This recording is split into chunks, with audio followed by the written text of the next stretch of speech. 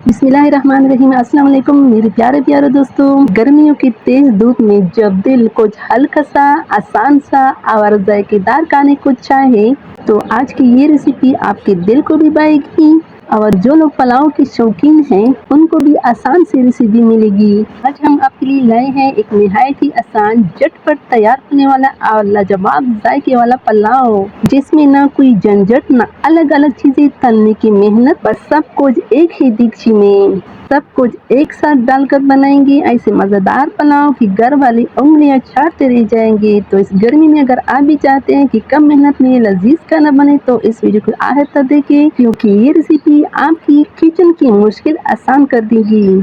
तो चलो वीडियो की तरफ चलते हैं। सबसे पहले मैं लूंगी प्रेशर कुकर, क्योंकि मैंने बीफ पुलाव बनाना है और पुलाव भी ऐसी कि हर नवाले में आपको गोश्त मिले। तो प्रेशर कुकर में सबसे पहले मैं गोश्त शामिल कर लूंगी, हड्डी वाला गोश्त शामिल होने के बाद अब इसमें शामिल करूंगी पानी। तो पानी हमने इसमें इतना डालना है कि इसमें गोश्त अच्छे से नरम हो जाए। तकरीबन 5 कप के बराबर मैंने इसमें पानी शामिल किया। अब जाएंगे मसालों की तरफ। तो मसाले में मैंने लिए हैं गरम मसाला 6 चम्मच के बराबर, और साथ में हमने लिए हैं धनिया पाउडर 3 चम्मच के बराबर, और साथ में 1 चम्मच के बराबर काली मिर्च, 3 चम्मच के बराबर जीरा, और साथ में नमक भी लिया है। ये सारे मसाले अब हम इस पानी में, यानी गोश्त वाले पानी में शामिल कर लेंगे। तो मसाले शामिल होने के बाद मैंने पहले से काट लिए थे पुलाव के लिए टमाटर तकरीबन 4 बड़े साइज़ के, और 2 अदद प्याज, और साथ में हरी मिर्च, और इसके साथ ही लहसुन। तो इनको काटने के बाद अब ये सारे के सारे अब हम इस यखनी में, गोश्त की यखनी में शामिल करेंगे। सबसे पहले हमने प्याज शामिल की, लहसुन, और लहसुन के बाद हरी मिर्च के बाद टमाटर। तो ये सब चीज़ें हमने एक ही डिब्बे में शामिल करनी है अपनी आसानी के लिए, गर्मी से बचने के लिए। ये बाई बेस्ट तरीका है और आपका पुलाव भी ज़बरदस्त बनेगा। सब कुछ एक ही साथ में इसको अच्छे से मिक्स करके इसकी यखनी बनाएंगे और इसका कवर बंद कर लेंगे, और तकरीबन आधा घंटे तक हम इसके पकने का इंतज़ार करेंगे ताकि गोश्त भी अच्छे से गल जाए और इसकी अच्छी सी यखनी तैयार हो जाए। तो इसके लिए हमने सबसे पहले पानी में चावल को भिगो कर रखा था तकरीबन 4 कप के बराबर।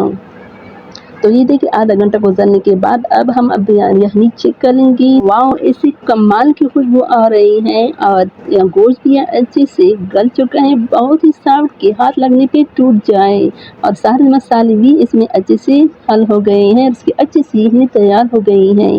तो अब हम चावल लेंगे। तो चावल जो है ना इस यखनी में शामिल कर लेंगे। शामिल करने के बाद थोड़ा सा हम गरम मसाला दोबारा डालेंगे, और साथ में थोड़ा सा जीरा भी शामिल कर लेंगे, और नमक भी चेक कर लेंगे। तो नमक का जायका भी इसमें बिल्कुल ही सही था। तो दोबारा से चावल को इसमें अच्छे से मिक्स कर लेंगे। मिक्स करने के बाद हम इसका ढक्कन बंद कर लेंगे।